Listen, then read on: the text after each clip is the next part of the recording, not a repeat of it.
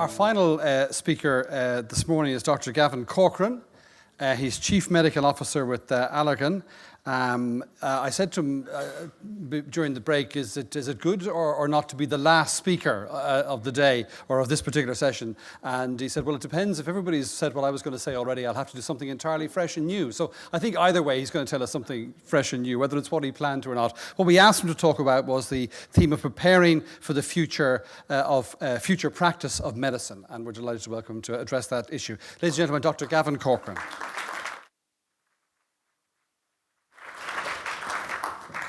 Thank you very much.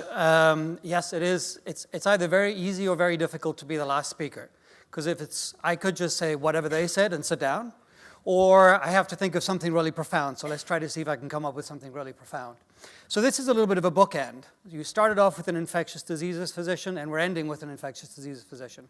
So I'm an ID doc, and although I'm the Chief Medical Officer at Allergen, and I take care of medical affairs, health economics, and outcomes research, and patient safety, I'm here today really to think about it more from the standpoint of a practicing physician.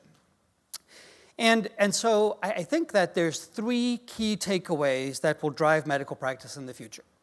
So I know I'm standing between you and lunch, but listen really carefully. Three important things. Everybody is looking for value.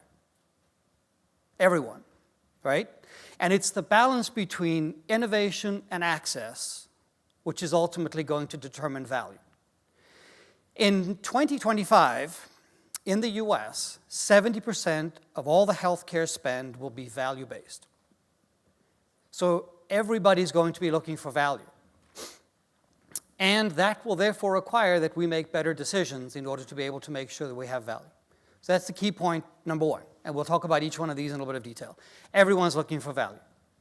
Secondly, physicians are going to be expected to be the stewards of sustainable affordability. Right? So every physician, in addition to practicing medicine and seeing patients, are going to be the stewards of sustainable affordability, because that's really what it's ultimately all about. We've all been talking about that today, about sustainable affordability.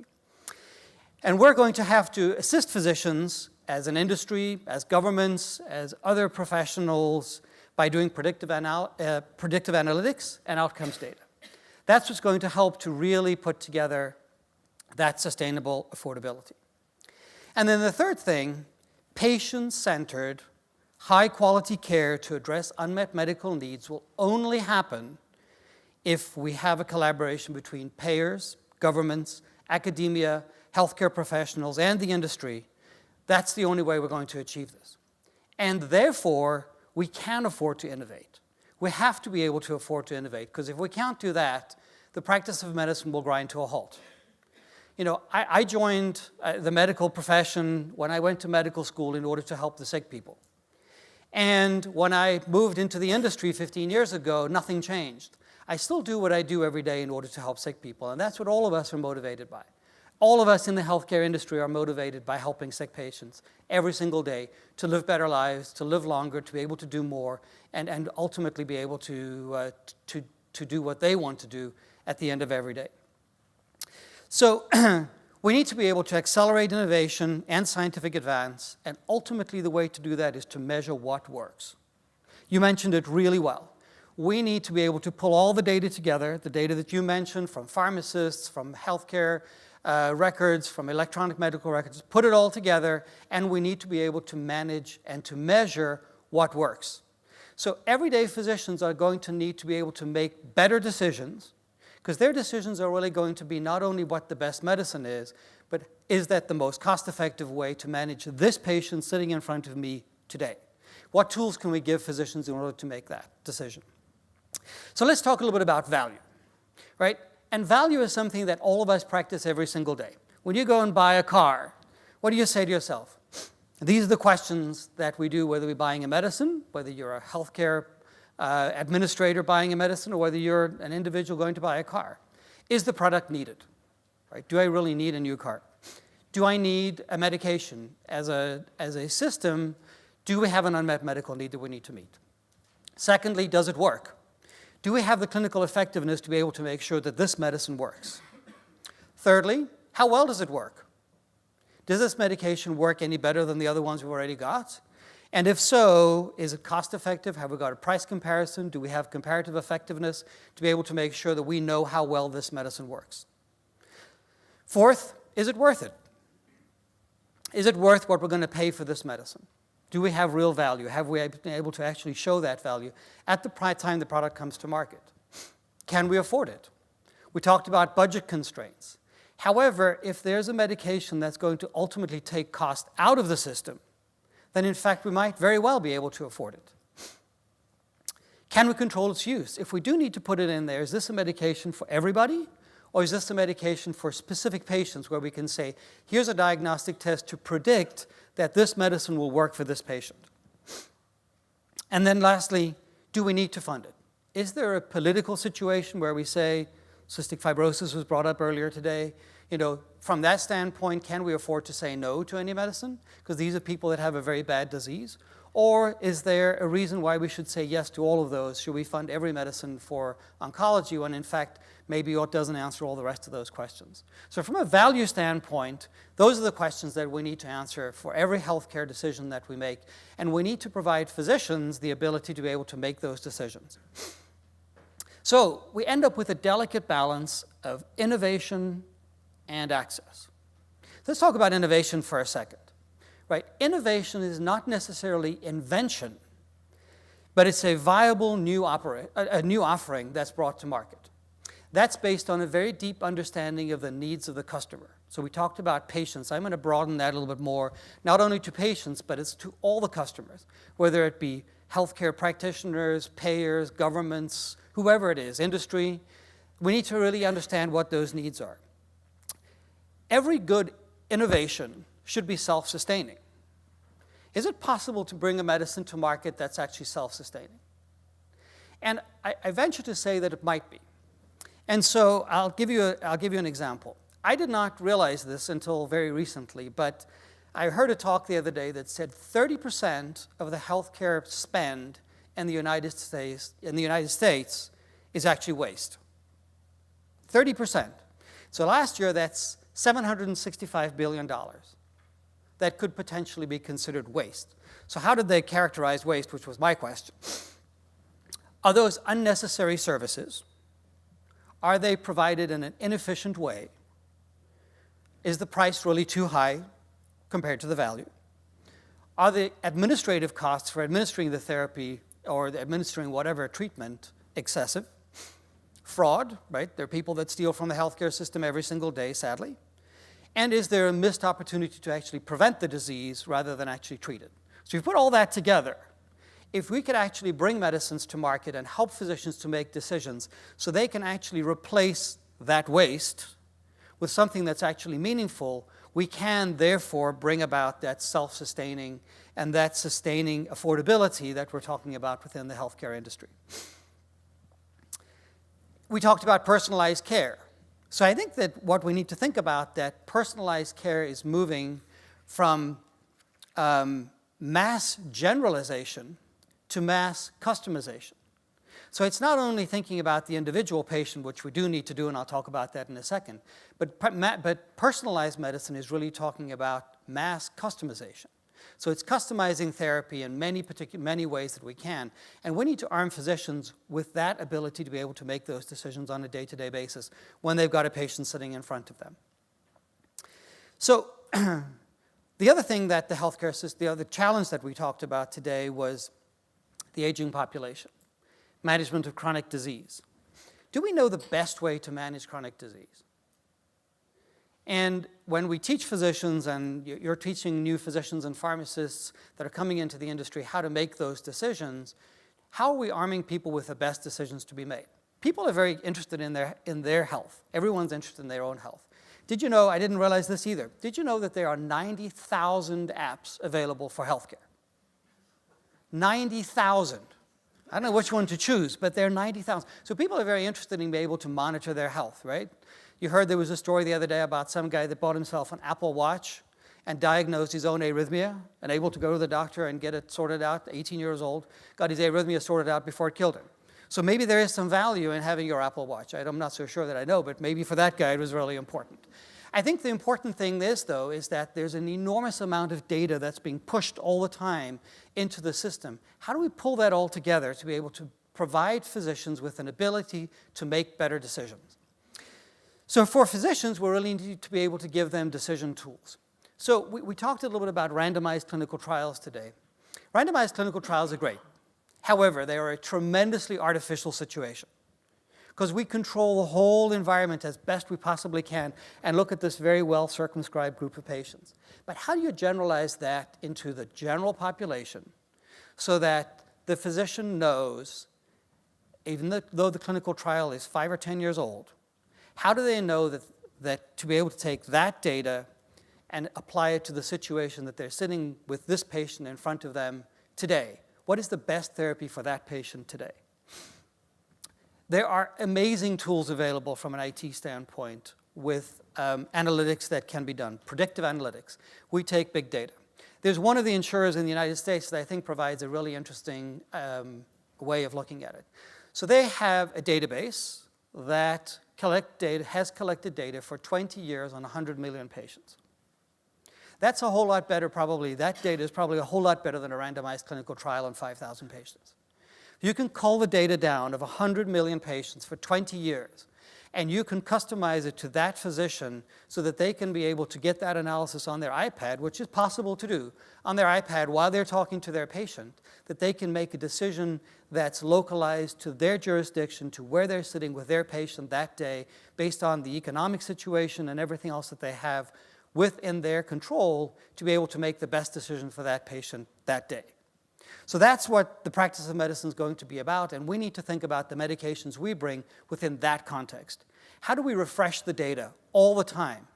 That it's not good enough to be able to lean on a clinical trial that was done 10 years ago. We need to know what the best therapy is this week. From an anti-infective standpoint, do we know what the resistance pattern is in that hospital on that day, at that moment, so the right anti-infective is given to that patient? That's the way you take cost out of the system, because if you give the right drug up front, likelihood is you'll have a better outcome. And so with the predictive analytics that we have, we can really put it together. We talked about personalized medicine and helping physicians to be able to make those decisions. One interesting study that was done in the United States, in Colorado, with a healthcare system, was around a heart failure model. When I was teaching medical students, I would always say to the medical students, if all else fails, break down and examine the patient, right? So really important to be able to make sure that there's a first step in personalized medicine, which is actually to figure out what's wrong with the patient. I was also told when I was a medical student that if you listen to your patients for long enough, they'll eventually tell you what's wrong with them, right? And so we need to think about it from that standpoint, is how do we do that, and how do we give the physicians the analytics to be able to practice medicine and to know how to use medicines in the right way. So in Colorado, they did this with healthcare, with a group of patients that had heart failure. And they created cohorts of patients, those patients that were at the highest risk of having admission for heart failure versus those that were at the lowest risk. And when the patients were being examined by the physician based on the predictive analytics in that healthcare system, physicians knew that this patient fit the criteria for being a patient that was probably more likely to be admitted for heart failure than somebody else who wasn't. And then there was a whole healthcare team that took care of that patient. So there was a nurse that checked in on that patient on a weekly basis, and they did the preventive therapy and really customized care. Without any new medicines, they customized the care for that patient. So in doing that, they were able to reduce heart failure admissions by 60% in that particular cohort of patients. Tremendous reduction in cost, and giving the right drug to the right patient at the right time for the right cost, which is what it's all about at the end of the day. There was also a 30% reduction in all-cause hospital admissions. So keeping patients out of the hospital, there was a massive reduction in keeping patients out of the hospital. And ultimately, the physicians had more time to spend with the patients that really needed it versus trying to spend a one-size-fits-all kind of model and actually spending time seeing every patient for the same amount of time. So I think there is a way in which we can all work together and making sure that we all use the data and the tools we have available, and that as we're developing drugs in the pharmaceutical industry, that we're actually bringing medicines with the right surrounding scientific framework that was talked about earlier to be able to make sure that physicians know exactly how to use those products as they come to market. Lastly, we can afford to innovate. Very important, but what it will take is a multi-level strategy to promote affordability, right? So we need to be able to make sure that you can bring the best medicines, and you need to understand how they're actually going to fit within the healthcare environment so that, in fact, we can have the sustained affordability. Secondly, we need shared knowledge. I totally agree with you. We cannot do this by ourselves. No one entity within healthcare can do it by ourselves. Neither governments, nor payers, nor providers, nor whoever it is can do this. This takes us all together. The industry has tools that the providers may not have. Pharmaceutical industry may have tools the government doesn't have. But if we all put our heads together, we can really make sure that we increase the value of care delivered. And we can get to that personalized care. We can get the right test done to give the right medicine and make sure patients get it. And then thirdly, we need to address the knowledge gap, right? There is a big knowledge gap. But I really do believe that if we put all the data together that we have, including big data from all sources, and we're able to put it together, and there's lots of IT technologies now that we can do, we can put it all together so that we have a speed to answer and a speed to use with regards to making sure we get the right patient to get the right product. So in closing, somebody said that the best way to predict the future is to invent it. So I think we have a tremendous opportunity, as we heard about all the things that we're thinking about within the healthcare environment today, that we can really arm physicians with the ability to be able to make good decisions, really, really well-informed good decisions based on all the data at their fingertips to be able to really be the stewards of sustained affordability. I'll end there, and thank you very much for your attention. Thank you. Mary Horgan, I'm sure you might like to pick up first of all. Well, I'm another infectious disease doctor, so we think the same way. It's really highlighting the fact that when we train doctors, it's an apprenticeship like everything else. We don't do any procedures, so we actually listen to the patients. And most of the time, you can focus into the major likely problems. And with that in mind, really not subject to patients to unnecessary tests, unnecessary medications. And I think we need to teach that more, teach the value of money to doctors who end up prescribing for the pharmacists, but also that you do no harm when you're not overusing drugs, so we don't get antibiotic resistance. So I suppose your thoughts about how we educate doctors, because certainly in this country we don't educate them on the economics and the fiscal responsibility of the one pot of money. Yeah, I think that's an interesting thing, because I think at the end of the day, it's about educating physicians about outcomes, right? And I think the outcomes research piece is the piece that's going to be really important, because that's ultimately what physicians are going to need to look at is, how do I get the best outcome? And the data that's out there really takes cost effectiveness into effect. And so it's about teaching physicians the science of outcomes research, I think. I certainly never learned that when I was at medical school, and I've fortunately had a very patient group of health economics folks that work with me to be able to teach me about that. But I think that's the key, is really teaching physicians how to interpret outcomes research and what constitutes the right outcome. And what is it, and how do you get to that outcome? Because it really is, it's taking everything into account to get to that outcome, rather than saying, I can rely on n equals 1 for the outcome that I think this patient may get. It's about putting it all together. And so I think that might be one tool which we can use. Yeah, I just wonder on this question, though, about educating doctors in the economics of this. Because, I mean, in this country, this jurisdiction, if a drug is listed for reimbursement, if it's there, and the physician thinks this is the best treatment for my patient, they're not going to say, oh, well, this one's going to cost, €200 a dose or whatever. So how do you kind of approach this, do you think? Well, I suppose you need to ensure that that's what's happening. So we're doing research into that. One of our final year students is actually looking at doctors' knowledge about how much tests cost, right. And they really don't have any clue. And I think if there's, some recognition that what a test costs, and is that the appropriate test for the patient, as opposed to continuing doing them all, it gives. I mean, it'd be like me going into Brown Thomas with a credit card. If nobody is going to monitor it, I can buy what I want in there. Whereas if you're paying for it yourself, you're much more conscious of the cost. And I think it's not be all and end all, but it is part of the jigsaw. And I think part of it is the value base. And I think if physicians are starting to take on risk right? In other words, if you're responsible for how many tests you order and how much they cost, what's the outcome and what test do you need to do in order to achieve that outcome? If you take some personal responsibility for it, rather than just saying, oh, well, it's there so I can use it, same with the drugs, then you pay more attention to what the outcome is, and then the economics go with it. You know, unfortunately, we call it health economics and outcomes research. It should be outcomes research, because that's what the outcome, and then the economics comes after that. Is really understanding what the outcome is and then putting the monetary piece behind it. Yeah, Anne-Marie, I'm sure you'd like to come in, yeah? Yeah, I mean, one thing that struck me as you were speaking was, you know, in terms of the information age that we're living in and the amount of information that's out there. And you spoke about trying to give the right information to the physicians to enable them make the right choices for the correct outcome for their patients. I suppose in terms of the pharmaceutical industry then, and this maybe relates also to Stephen's earlier talk, how do you give assurance to the doctors who are trying to make those choices that they are getting objective, unbiased information, and that the information they're getting is for their benefit, for their patients' benefit, and not for the benefit of the profits of the industry that is providing the information? I think that comes back to these partnerships that was mentioned earlier. I think that if we're developing an economic model or an outcome model that's done with collaboration with whoever's going to pay for it, with governments, with whoever, academicians, and really say, here's a clinical pathway in which we're saying, here's the clinical pathway. You choose what the clinical pathway is.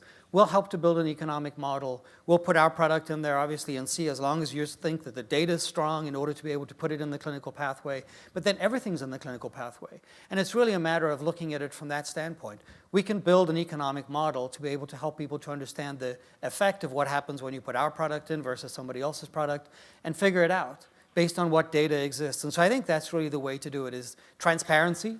It's what it's all about is, again, we need to teach physicians and pharmacists how to understand those health economic models without having to be a health economist to really understand the model. If you understand that, you can see how they're built, then you can make sure that that's not biased information that you're getting. Is there transparency at the moment, do you think, Mary? I mean, do you feel you can trust the information you get from pharmaceutical companies? I think with the information that they give you, yes. I think most clinicians are thought to be critical thinkers. So I would say most people will take it and then go and analyze it and figure out what's the best for and I think that's part of the education of doctors, and should be, is critical thinking, research, innovation, not just, you know, you see the patient in front of you, deal with the problem. It should be critical thinking. Just overall, listening to, and you've also heard all the presentations today, what are the sort of main themes? Maybe, Anne-Marie, I can start with you, that you take from what you've heard this morning. One of the most exciting things is innovation, you know, and the opportunities that exist out there in terms of focusing on innovation, but with a view to improving patient outcomes. And at the same time, with an acknowledgement that we have a limited resource and we need to maximize the resource that we have. Again, with a view to optimizing patient outcomes. But I think, you know, there's a lot of exciting opportunities and developments, particularly in the personalized medicines area. I mean, personalized medicine was spoken about when I was in college, and it didn't really progress, but I think now in the next few years, we're going to see that really take off in a big, big way. So for me, they were some of the key issues that I felt. And for you, Mary, what would you particularly take from today? I suppose the two things I would take would be having the patient at the centre and continuing to acknowledge their huge contribution in getting to where we are. I suppose HIV is an example, all the people who went into clinical trials and how a disease changed hugely, and it's the patient that made that happen. And I think secondly, the critical thinking, research, innovation that we teach our pharmacists, doctors, so that they can move into industry and collaborate, because that collaboration has been clearly shown to succeed when it comes to outcomes in high quality journals, to get the molecule that Johnny spoke about into the patient, in the CF patient. So it's critical thinking and having our trainees go into industry and collaborate with academia. Well, thank you for that. Thanks to Gavin Corcoran, ladies and gentlemen, for his presentation. Thanks, Thanks.